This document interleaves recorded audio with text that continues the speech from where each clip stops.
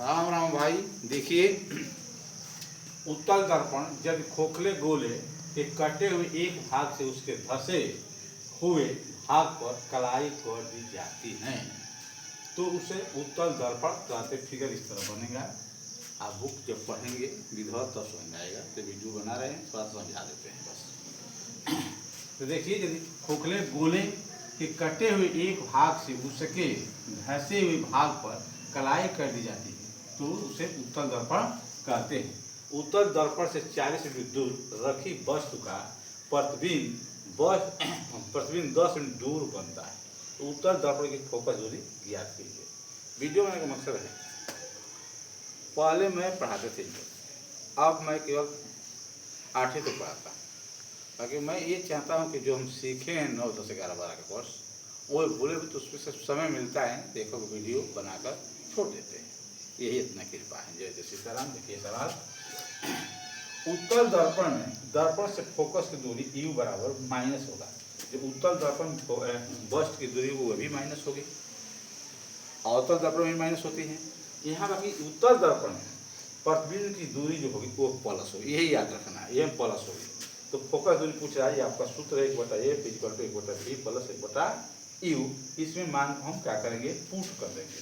तो देखिए, हम पुट कर रहे हैं 1/A फिर इक्वल टू 1 आपका 10 है, प्लस 1/-40 है।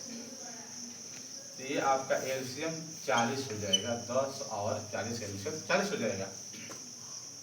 तो 10 से भाग देंगे, 10 चौके 40, 4 बन जाएगा। ये प्लस आ गया, प्लस माइनस होगा तब माइनस होगा। 40 का 40 1 हो गया।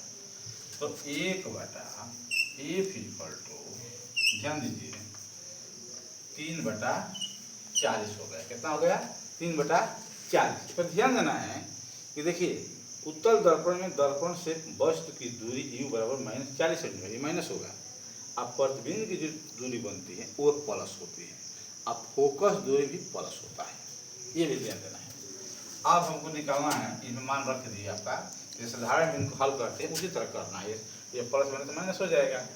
10 से 40 का एलसीएम 40 हो जाएगा। 10 में भाग देंगे 40 में 4 बच जाएगा। 4 का 4 हो जाएगा। 40 में 40 भाग देंगे 1 बच जाएगा। 1 में 1 रख दिए। 40 4 में से 1 घटाएंगे, 3 होगा बटा 40। अब इसको हम कैंची गुणा कर देंगे, अर्थात 3 × A फिर इक्वल टू 40। तो A फिर इक्वल टू 40/3। अब हम भाग देंगे, कितना होगा आपका 3 कनेक्टिंग हो जाएगा।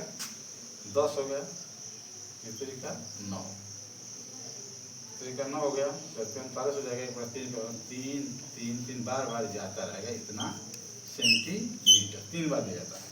तो अतः क्या पूछ रहा है, उत्तल दर्पण की फोकस दूरी, उत्तल दर्पण की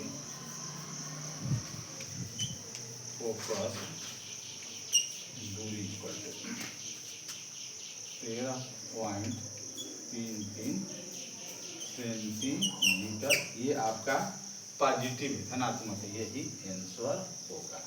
अगर इस तरह के इस पर सवाल आता है तो आप इसी तरह बनाएंगे। वीडियो को देखते रहिए। जय जय सीताराम।